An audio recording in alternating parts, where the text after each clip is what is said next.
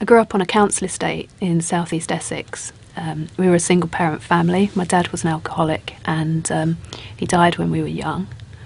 It was a difficult environment and we had to really put on appearances and make sure that we looked as though we had it all together. I think my mum was worried that if we didn't brush our hair and wash our face when we went out, we'd be taken into care. Got into Tai Chi and yoga, and then into things like Buddhism and meditation and all different kinds of prayer, really new age things, just taking all the nice bits of all the different kinds of religions, and they really speak into your life and to issues that you have. So felt that I wanted to do more of that. I went to an interfaith seminary where you learn about the 5 major religions and you try and kind of put them all together and see whether we can all live nicely together. And that was great.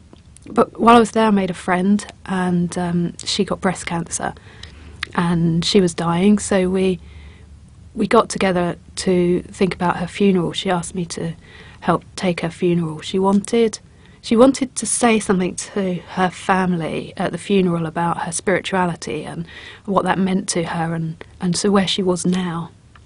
So we started thinking about how we would put that together, and then we realised we had Jesus taking her into a garden, and then as a Buddhist she was being reincarnated and having another life, and as a Taoist she was becoming sort of spirit, and we just couldn't make it hang together. And 5 days before you die, it's no time to realise that you don't know what's happening. While I was looking at all of the New Age things, my brother was a Christian and he went to a church in London, and I would go with him. I mean, Christianity was fine too, and he would listen to all the things I had to say about my New Age things, and he was really patient with me, and he would just say to me, I think there's more.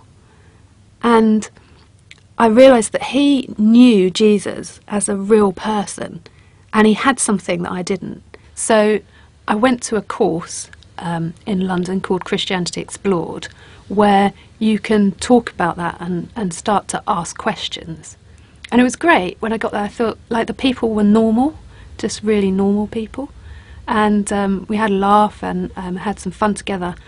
And then we started reading the Bible, and I realised I'd never read it. So I had a kind of opinion about it, but I'd never read it. And it was great then to be able to just take all those questions and just start firing them at the people who were there as leaders, and just trying to get that information and try and build my own sort of understanding of what I did believe.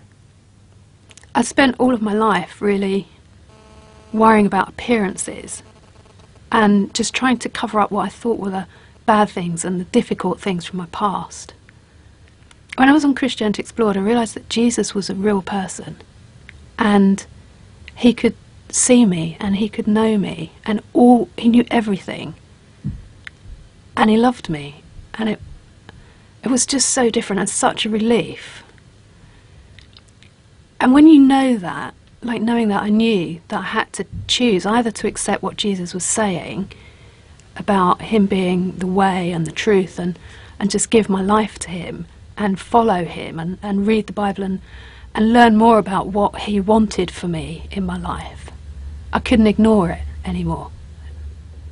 So that means that I can really live my life openly. I'm not defensive all the time. I'm not so worried, do people like me, do they not like me? I can just accept that some people will, some people won't. Some things I'll do really well, and some things I won't. I'm able to just be more genuinely who I am, even though I know some of that is not very good. And, and I'm still loved. I'm still loved.